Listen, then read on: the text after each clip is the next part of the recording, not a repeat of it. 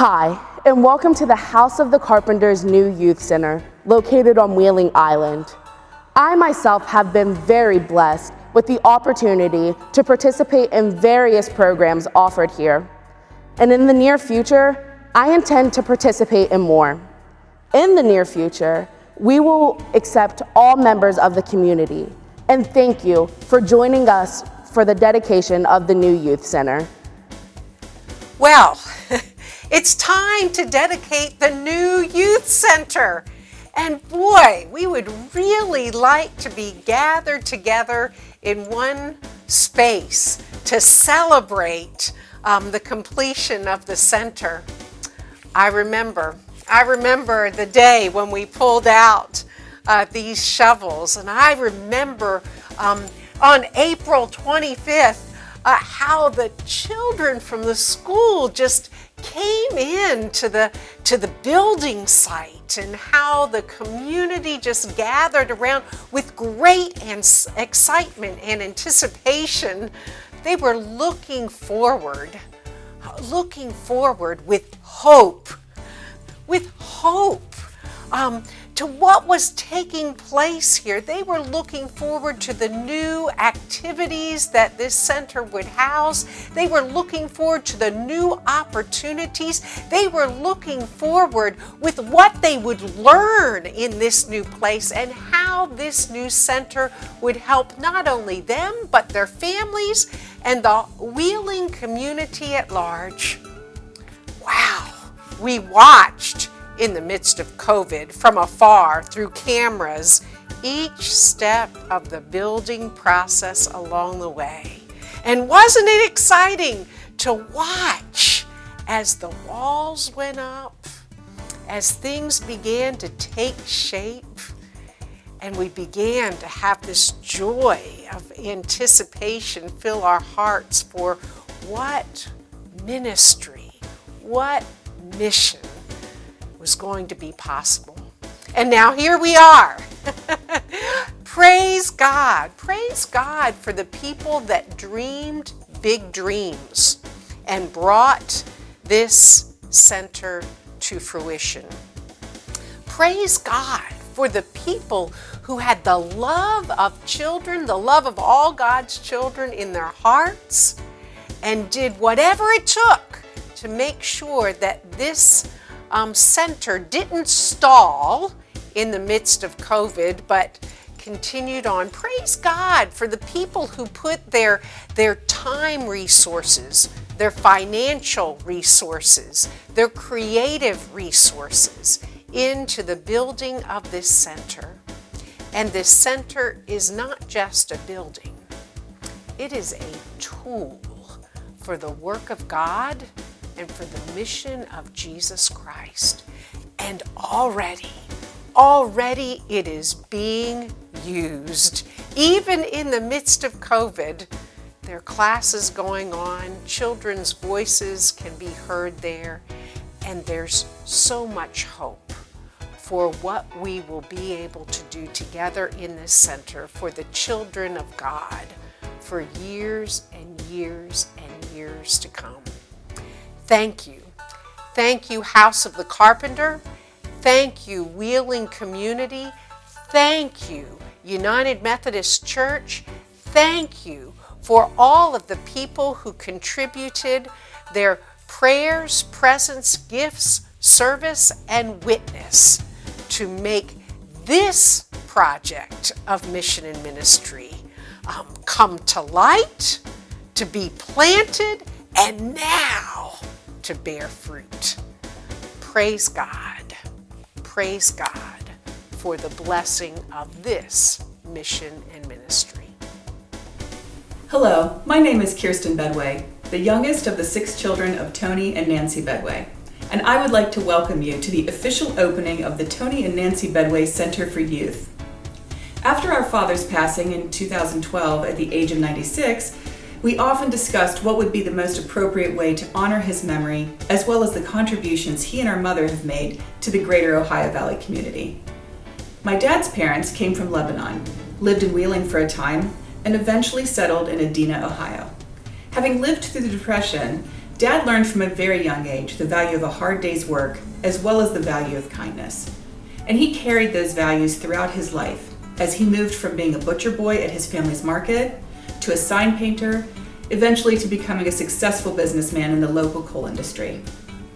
He married our mother, Nancy Lynn Luke, and with great care, she created a wonderful home where all 6 of us could grow and flourish.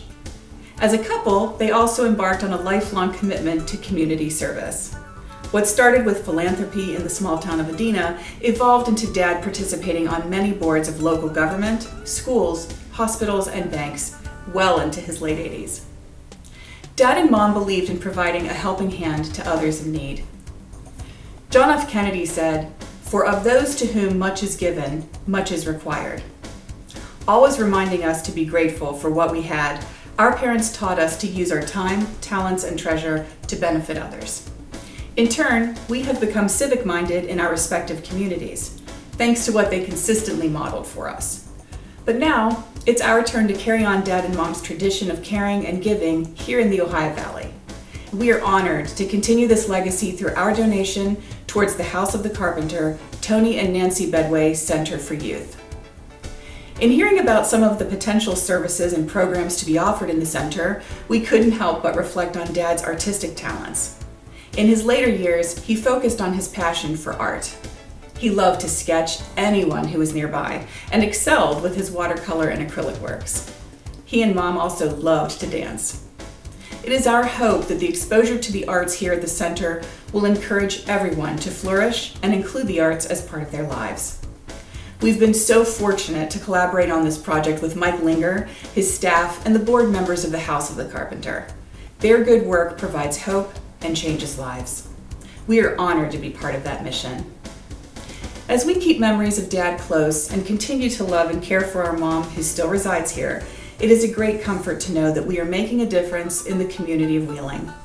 So the legacy of our parents' hard work and kindness may continue in their names. Thank you. We wanted to do this dedication in person. We had hundreds of people we wanted to be involved, and it's just not practical with the COVID restrictions and the risk that is involved. So one, we're doing this virtually, but we're also, all of our programs, particularly with the children, the youth, masks are in place, hand sanitizer is taking place, and Mike and Ron, who do our custodial work, have done a phenomenal job cleaning, disinfecting, wiping down door handles. It's just been a major effort to keep us open during this pandemic. The facility will replace kids not having anything to do after school. And on April the 25th, 2018, I received this dirt at the groundbreaking. And some children from Madison School were present. And those kids sort of acted like adults, and adults started acted like kids. And it was great. And now we have come to the fruition and the end of what this dirt stood for. And it's just amazing. It's a whole bunch of adjectives, but it is just an amazing thing to see, from the groundbreaking to the dedication.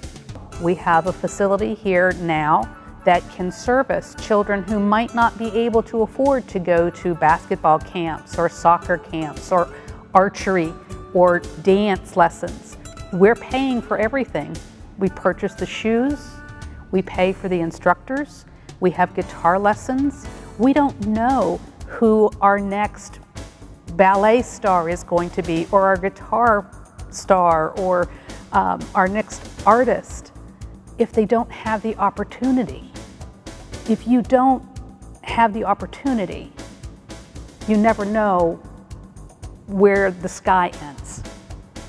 So we have a chance to be able to help children and teenagers to express themselves, to become better at the skills that they may already have, and to enhance their own lives. There's been a couple stories where I think that our students have come back to Madison and talked about ways that they've either come here to shop for clothing or whether it was for meals or for Christmas help. There's just been multiple ways that I think that the House of the Carpenter has led them to being able to survive better. So the building and the programs that are here at the House of the Carpenter and that connect just blocks over to Madison are certainly a bridge to promise. I think that our students, once they leave us, we always wonder, you know, where will they go? What will they be?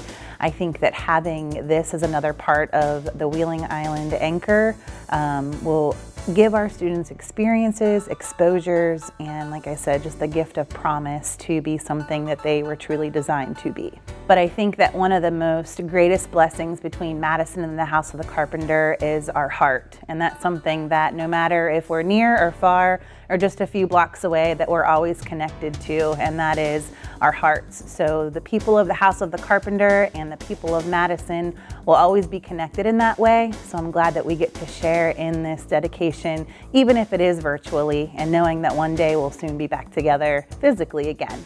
When we originally envisioned the youth center, it was going to be a $2 million project. And then we ran into some complications that nobody anticipated with rising steel cost and with changing regulations with FEMA regarding being in a flood zone. So it required some redesign, it required some additional cost, it required some modifications on what we had planned. So a $2 million project went to $2.7 million. To date, we have raised $2.2 million, and we have another $500,000 to raise. We're asking individuals, groups, churches, civic groups, foundations, that if they would help us raise this last $500,000, it would free us to take the money we would be paying onto a mortgage and to put it directly back into programs specifically with children and youth.